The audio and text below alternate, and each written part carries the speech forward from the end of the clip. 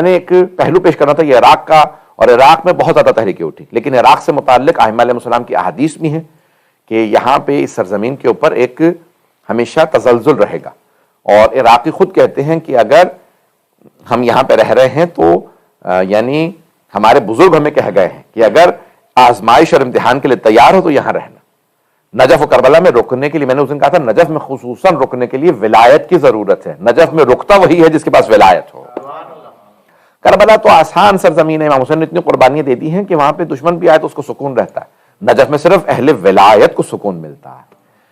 اللہ گرامی، اس کے بعد سے آج تک کربلا کے اندر یا عراق میں اب بہت سے لوگ کہتے ہیں کہ اب شیعہ حکومت آ گئی، تو میں نے اس وقت جب ابتدا میں آئی تھی تو میں نے ایک جملہ کہا تھا، دوبارہ دہراؤں گا، پروردگار اگر میں غلط ہوں تو مجھے معاف کر دے، کہ اب یہ اطمینان نہ کر لیجئے کہ اب شیعہ حکومت آ گئی تو اب ایسے ہی دور رہے گا۔ بھئی تاریخ میں حکومتیں آتی اور جاتی رہی ہیں، زیارتیں کھلتی اور بند ہوتی رہی ہیں، اب یہ نہ سوچیں کہ اب شیعہ حکومت ہے اب ہمیشہ ایسے ہی دور رہے گا، یہ کبھی معلوم نہیں ہے کب زیارات کے راستے بند ہو جائیں۔ بہت سے لوگ جو مجھے اب تک آخری سفر میرا شام کا یاد ہے جو میرے ساتھ گئے ہوئے تھے، تو میں کہہ رہا تھا کہ ہر زیارت کو آخری زیارت سمجھنا چاہیے، یہ نہ سوچے پھر آ سکتے ہیں، تو انہوں نے کہا نہیں مولانا ہم سب پیسے والے لوگ ہیں، آپ ایسی باتیں کیوں کر رہے ہیں؟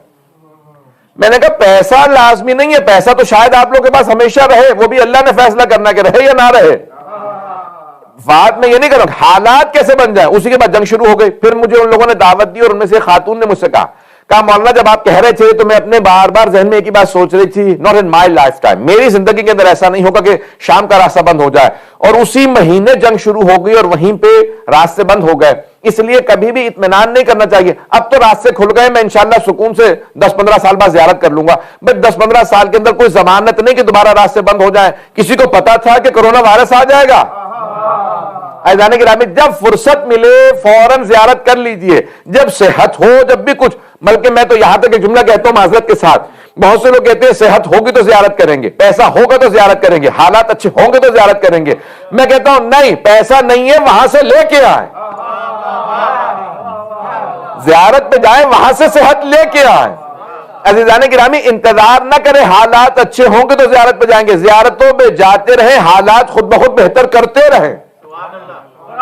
خوشنود محمد وآل محمد باواز بلند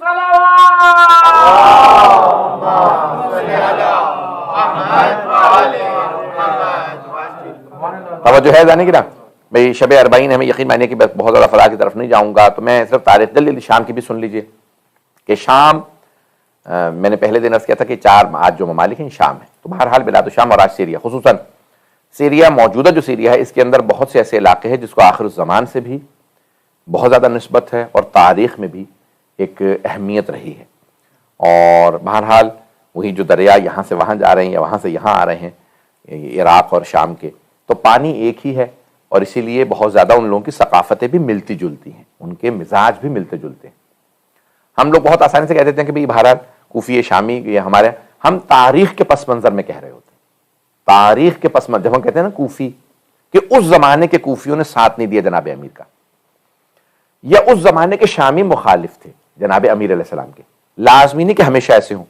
حجاز مقدس سرزمین مقدس ہے، لیکن آج وہ دشمنوں کے ہاتھ میں، پتہ نہیں بات واضح ہو رہی ہے نہیں ہو رہی، میں کنفیوز تو نہیں کر رہا ہوں؟ آج یقین مانیے کہ میں بالکل جو ذہن اپنا بنا کے آیا تھا اس کے حساب سے بالکل برعکس چل رہا ہوں، لیکن کیا کروں، موضوع کو مکمل بھی کرنا ہے، اور آج مجمع بھی بالکل یہ آپ نے جو ہے وہ رجسٹریشن کے حساب سے لیا، وہ میں پیش کر رہا ہوں پھر بھی، کہ یہ مجمع بھی ایسا نہ ہو کہ وہ بالکل بے ربط ان کے لیے گفتگو رہے۔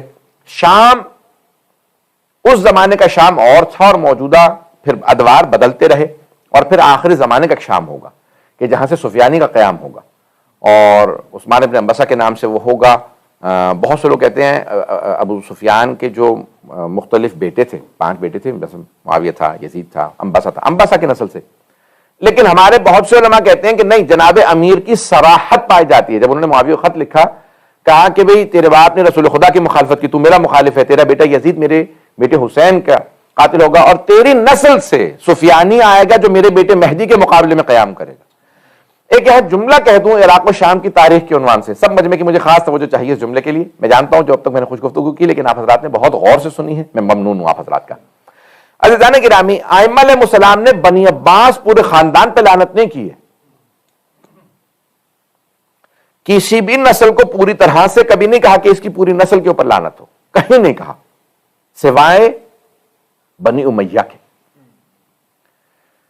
اور انہی کے بعض افراد کے نام لے کے کہا کہ مثال کے طور پہ وہ بنو امیہ ہی میں سے تھے، تو مثال کے طور پہ کہا مروان کی نسل پہ بھی، حالانکہ وہ بنو امیہ سے تھا، یا بہت سے ان کے خاندان کے لوگوں کے نام لیا، مناسب نہیں کہ میں سب کے نام گنواؤں آپ کو، لیکن بنو امیہ اور یہاں تک بعض جگہوں پہ زیارت عاشورہ میں، جس پہ اس دفعہ کراچی میں ایشو بنا، یا اور بہت سے مقامات پہ زیارت عاشورہ کی سند پہ شک نہ کیجیے، اور اسی طرح سے اور بہت سے مقامات پہ لعن اللہ بنو امیہ قاطبہ تھا، یعنی سارے کے سارے بنو امیہ پہ. یعنی ائمہ علیہ السلام کیا کہنا چاہ رہے ہیں؟ ان میں کوئی اچھا نہیں ہوگا؟ نہیں، ائمہ علیہ السلام یہ کہہ رہے ہیں کہ جیسے مثال کے طور پہ عام طور سے رول کیا ہے، غور سے سنیے گا میری بات کو، میں تھوڑا سا اس کو چیخ کے پیش کروں تاکہ میرا سارا مجمع جا کے اس بات کو سن لے اور میں پہنچا پاؤں یہ بات. جیسے کل شیء لک طاہر حتی تعلم انہ نجس، ہر چیز پاک ہے جب تک کہ پتہ نہ ہو نجس ہے. اس کو کہا جاتا ہے ہمارے اصول فقہ میں اصالت کیا ہے. بات پہنچی ہے؟ اصالت طہارت کی اصل کیا؟ اصل طہارت، ہر چیز پاک ہے. اصالت طہارت جاری کریں گے، اصالت حلیت جاری کریں گے. کون سا اصل؟ اصل یہ ہے. پھر اس کے مقابلے میں جو چیز خود آپ کو ثابت ہوگی وہ مانیں گے. پتہ نہیں لوگ ہیں یا نہیں. اصل ہر چیز پاک. اصل کیا ہے؟ اصول. اصول یہ ہے کہ ہر چیز پاک ہے جب تک کہ ثابت نہ ہو جائے. اصالت طہارت کہا جاتا ہے اسے. عزیزان گرامی تھوڑی سی توجہ کیجیے گا. ائمہ کہہ رہے ہیں ہر خاندان میں اصالت یہی جاری کرو، اصول یہی بناؤ کہ سب اچھے ہیں جب تک کہ ثابت نہ ہو برا. نہیں ہے لوگ بھائی، برٹش نے بہت سے رول دیے دنیا کو، خدا کی قسم. میرے ایک دوست نے کہا میں پی ایچ ڈی کر رہا ہوں، 60 to 80% برٹش کانڈکٹ لا جو ہے وہ اسلام سے لیا گیا. تو برٹش نے ایک لا پوری دنیا میں جب حکومت کرے تھے تو دیا، everyone is innocent until proven guilty. ہر آدمی انوسنٹ ہے، ہر آدمی بے گناہ ہے جب تک کہ جرم ثابت نہ ہو جائے. پتہ نہیں لوگ ہیں یا نہیں ہے. ہر آدمی بے گناہ ہے جب تک کہ جرم ثابت نہ ہو جائے. تو اب یہ جو امام علیہ السلام کسی خاندان سے متعلق نہیں کہہ رہے سوائے بنو امیہ کے، کہہ رہے ہر خاندان کی اصل یہ ہے کہ اس میں اچھے تلاش کرو جب تک کہ ثابت نہ ہو جائے یہ برا. سوائے بنو امیہ کے وہاں اصل یہ ہے کہ برے ہیں.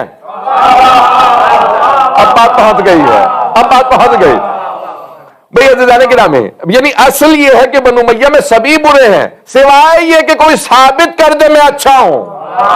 اب بات واضح ہو گئی ہے. جب تک کہ کوئی ثابت نہ کرے نا کہ میں واقعی اچھا ہوں، تب تک امام کہہ رہے ہیں ان سے دھوکہ نہ کھانا. ان میں کہیں نہ کہیں کوئی نہ کوئی بغض دکھائے گا. جب یہاں تک کہ اب یہ خود روایات میں ہے کہ مختلف سفیانی، ائمہ علیہ السلام نے لفظ استعمال کیے ہیں کئی جگہوں پہ سفیانی کا لفظ، کہ یہاں سے سفیانی آئے گا، یعنی جو دشمن اہل بیت آئے گا شیعوں کو مارے گا یہاں سے. پھر ایک جگہ پہ ہمارے علماء نے روایت لکھی ہے کہ تکرید سے ایک سفیانی آئے گا. پہنچ گئے ہوں گے کچھ لوگ. تکرید سے ایک سفیانی آئے گا. صدام تکرید سے تھا. اچھا، شروع میں علماء نے بہت زیادہ غور نہیں کیا تھا، کبھی آیا چلا جائے گا. عراق میں تو پورے حکمران آتے ہی رہے ہیں. جب جنگیں شروع ہو گئی، جب وہ مسلسل مارتا رہا، اور یہاں تک کہ ایک مرتبہ 80s کے اندر اس نے دعویٰ کر دیا کہ میں بھی سید ہوں، میں رسول خدا کی نسل سے ہوں. علماء نے کہا اب اس کا شجرہ دیکھنا ہی پڑے گا. جب دیکھا تو واقعاً بنو امیہ سے تھا. وہ بنو امیہ سے نکلا. اس کا شجرہ جب تلاش کیا گیا تو بنو امیہ سے نکلا. یعنی ائمہ کا وہ فرمان ہمیشہ پورا ہے. توجہ، کیا کروں میں یہ پیش کرنے پہ مجبور ہوں. عزیزان گرامی، بھئی میدان کربلا میں کتنے لوگ سادات میں باقی رہ گئے تھے؟ ایک مولا سجاد، چند بچے، اور یہ مدینہ کے اندر چند افراد. ان کی اتنی نسل دنیا میں اتنے سادات ہیں. تو وہ جو بنی امیہ حکومتوں میں تھے تو ان کی بھی تو کوئی نسل ہوگی. یہ شجرے تلاش کرو، کہیں نہ کہیں جا کے بنو امیہ سے مل جائیں گے. جو آل محمد کا بغض رکھتا، حرم پہ حملہ کرتا ہے، شجرے تلاش کرو. یہ حرم پہ حملے کرنے والے، یہ داعش کے لباس میں، اور یہ جو کہنے والے داعش کے باقاعدہ فیس بک پہ عربی کے اندر مجھے دیکھا، میں نے کہا کہ شاید شیعہ جذباتی ہیں، شاید کسی نے پتہ نہیں کیا جملہ سمجھاؤ نہ سمجھاؤ. میں نے خود جا کے تلاش کیا کہ جملہ ہے اس کا کہ نہیں ہے، داعش کے سپاہی کا. اس نے کہا تم حجر ابن عدی کے اوپر بھی رو رہے ہو. حجر ابن عدی بھی، ہم تو نجف آئیں گے تو علی کی بھی قدر کھو دیں گے. یہ تم کہتے چوتھے خلیفہ ہیں، تمہارے یہ جملے بتا رہے ہیں تمہارے شجروں میں خرابی ہے. بات پہنچ رہی ہے جانے گرامی. جو ایسی بات کرے گا، جب بغض رکھنے والوں کے ساتھ کھڑا ہوگا تو ہم اس کو اسی نسل کے اندر شمار کریں گے. تو عزیزان گرامی، یہ ائمہ علیہ السلام نے اصول دیا کہ بنو امیہ پہ اعتماد نہ کرنا، ان پہ بھروسہ نہ کرنا. اصل یہی ہے کہ وہ ہمیشہ بغض آل محمد رکھیں گے، ہمیشہ عداوت رکھیں گے. اب شام کو ٹھیک ہے، اس زمانے کا شام کہ جہاں پہ انہوں نے بسایا، انہوں نے سارا سلسلہ شروع کیا اور ان کا کیپٹل بنا اور وہ جاری رکھا اور بے انتہا عداوت پہ اس سوار رکھے اس حکومت کے اصولوں کو، جہاں جناب امیر کا پورے کہتے ہیں کہ حکومت کے اندر جو اس زمانے کا دور تھا، کہتے تھے کہ سوائے چند صوبوں کے، ان میں سے ایک صوبہ سیستان، جو ایران کا صوبہ ہے، وہ کہتے ہیں یہ چند صوبوں میں سے ایک صوبہ تھا جہاں کسی بھی وقت ممبر سے جناب امیر کا نام لے کے توہین نہیں کی گئی۔ جو محققین مورخین، شیعہ مورخین، وہ کہتے ہیں کہ یعنی اصول تھا بنی امیہ کا کہ ممبروں سے جناب امیر کا نام لے کے جمعے کے خطبے میں جن کے بغیر نماز جمعہ قبول نہیں ہے، جناب امیر کا نام لے کے درود و سلام نہ بھیجو، خطبہ نہیں ہوا، نماز نہیں ہے۔ پتہ نہیں بات پہنچی ہے نہیں پہنچی۔ اس امیر کا نام لے کے ان لوگوں نے شروع کیا سلسلہ کہ جناب امیر کا نام لے کے توہین کی جاتی تھی، آپ سوچ سکتے ہیں۔ اور یہ شام کے اندر سے سلسلہ شروع ہوا، اور میں پیش کرنے لگا ہوں ایک صلوات پڑھیں، پتہ نہیں پڑھوں نہ پڑھوں۔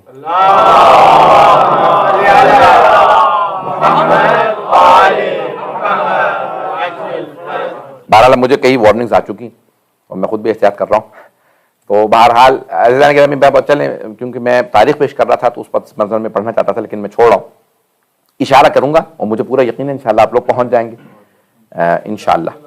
عزیزان گرامی، یہ آپ نے سن رکھا ہے نا، اردو میں جو اردو داں طبقہ یہاں پہ موجود ہوگا، اگر ہمارے یہاں کہنا چاہتے ہیں کہ کوئی احمق ہے، بے وقوف ہے، اسے عقل نہیں ہے، تو ہمارے ہاں عام طور سے اردو میں کہتے ہیں بدھو ہے۔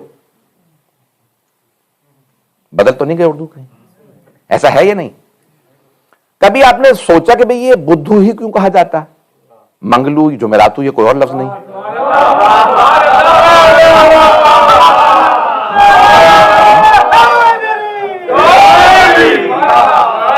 اب بات پہنچ گئی ہے۔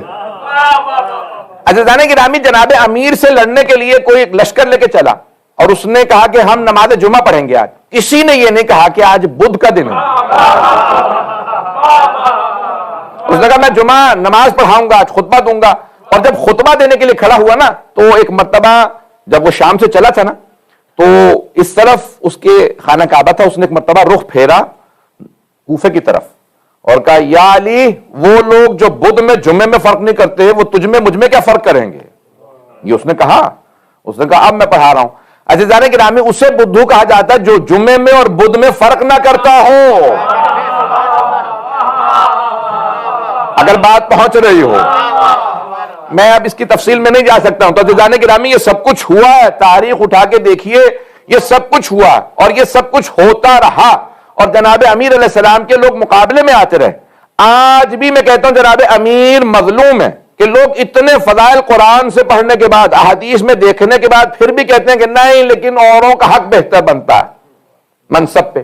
عزیزان گرامی، اس سے بڑی جناب امیر کی مظلومیت کیا ہوگی؟ میں بہت لحاظ کر کے چل رہا ہوں کہ مجھے پتہ ہے شب اربعین ہے۔ عزیزان گرامی، یہ جناب امیر علیہ السلام اہل بیت کی مظلومیت ہے۔ عراق اور شام کی اگر تاریخ میں دیکھیں گے تو اہل بیت پہ بے انتہا مظالم۔ اور جو بات کا دور ہے میں جلدی جلدی پیش کروں گا، اور پھر تفصیل سے پیش کرنا چاہتا ہوں کہ وہ تاریخ کے جہاں شیعوں نے سر اٹھایا، اگر تھوڑا سا سننا چاہیں گے اس کو میں مکمل ہے تو برائے علی و اولاد علی و آواز بلند صلوات۔